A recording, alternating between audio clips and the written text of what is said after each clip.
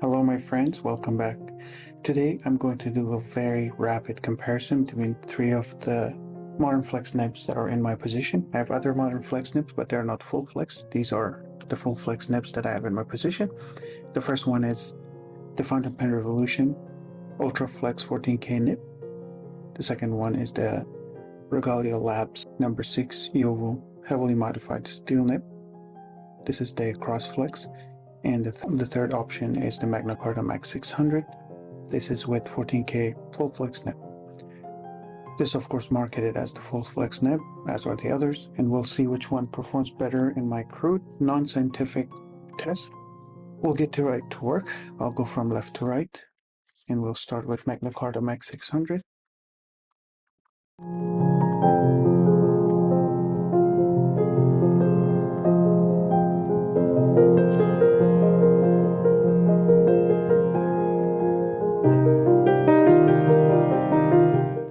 It's a casual performance, not bad at all. The ink I have here is Waterman Serenity Blue with the figures of 8. It performs flawlessly. The flow is very nice. It's super wet. It flexes very gracefully. Bounce back is awesome. And the thin lines that you can get with this is very nice and exemplary. So whatever they did for the second batch of the Max 600 nibs is working, and I actually commend Magna Carta for this. Great job. In terms of wetness, like I said, it's pretty wet. I don't get any railroading on this pen. The wetness is of course there. It gets as wet as you want it to get without really leaking ink on it. The second pen that we're going to take a look at, Regalia Labs Cross Flex Nib. It's also marketed as a full flex nib. Unfortunately, because of limited supply and high demand, it's harder to come by. So I put my name in the list, and I was notified that one was available, so I got it. This is loaded on QC de Pocari and has Hirshizuku Momiji.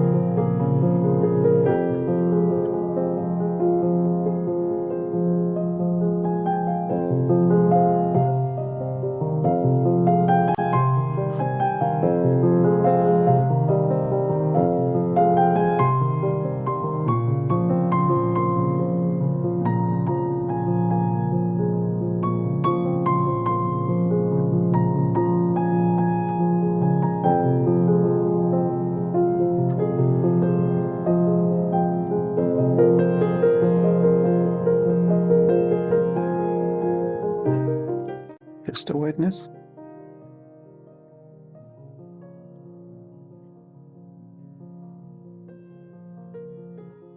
No problem.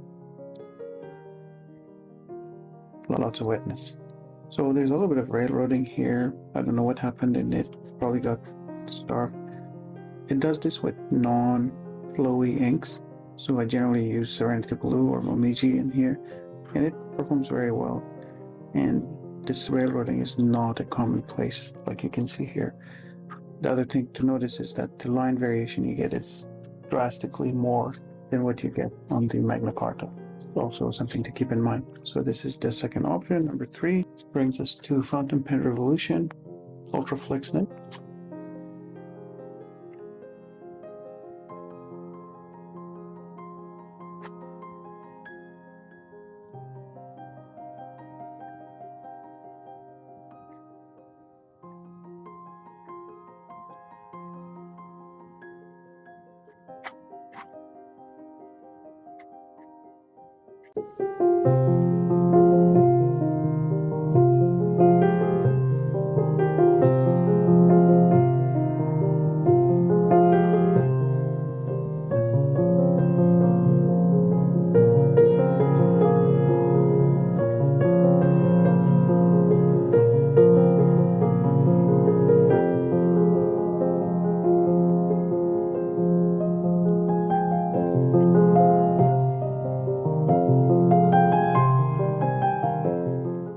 it's crazy how much ink this pen puts on the paper.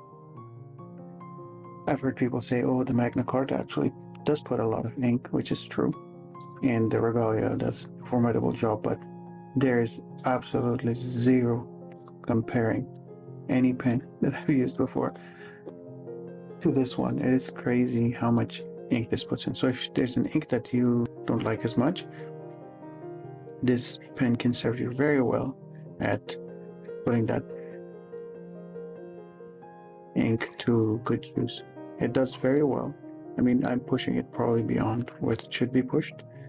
It's railroading a bit, and it's out of ink.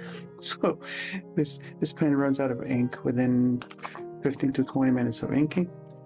Otherwise, it wouldn't railroad like this. So there you go. The thinness of the lines that you can get with this pen is not very impressive. So it cannot get thin lines like the other two. But in terms of line variation, there's no doubt that this can produce the most line variation, with Regalia pen close second, and then Magna Carta a formidable third place. Overall, which one of these I would like to take for day-to-day use? The Regalia pen, the steel nib, is actually my favorite. It does get nice and thin lines, but it also flexes with a lot of grace when you want it to. And unfortunately, it's plagued a little bit with occasional railroading, like you saw here, which hopefully gets fixed in the future, or maybe fixed with use. But this is my favorite nib for day-to-day use. Magna Carta is my second favorite for day-to-day use. I have eyedroppered the Magna Carta. I don't use the converter, and it has never leaked on me. It has never railroaded since I got the second nib unit, the replacement nib unit for Magna Carta pens. So I commend them for their improvement. But it's a little bit scratchy, and I don't take a lot of pleasure in writing with it. So that's why I would pick the Crossflex as the overall winner for me. And Magna Carta is probably second for day-to-day use. And Fountain Pen Revolution is third because I cannot take this to work. It actually burps a lot of ink if you're not careful, because the feed is super flooded. The feed is very, very heavily modified with big grooves. So if you shake it a little bit, you will have ink burping all over the place. And also it runs out of ink very quickly. The nib is not easy to put in other pens. The pen is kind of ugly, and the lines that it gets are not thin enough for me to use on any kind of useful paper, like work paper and stuff. So those are for day-to-day use case scenarios. In terms of which one gets grossly the most line variation, of course, you can see that the Fountain Pen Revolution really has not many competitors in Marflex nib competition. And Regalia Labs is close second, and Magna Carta is the third. So I hope that you found this useful, informative, maybe just a little bit entertaining. Which one of these would you take? If you have all three sitting on your desk, which one would you take to work? I don't know. Let me know. I hope you join me for the future videos. Goodbye.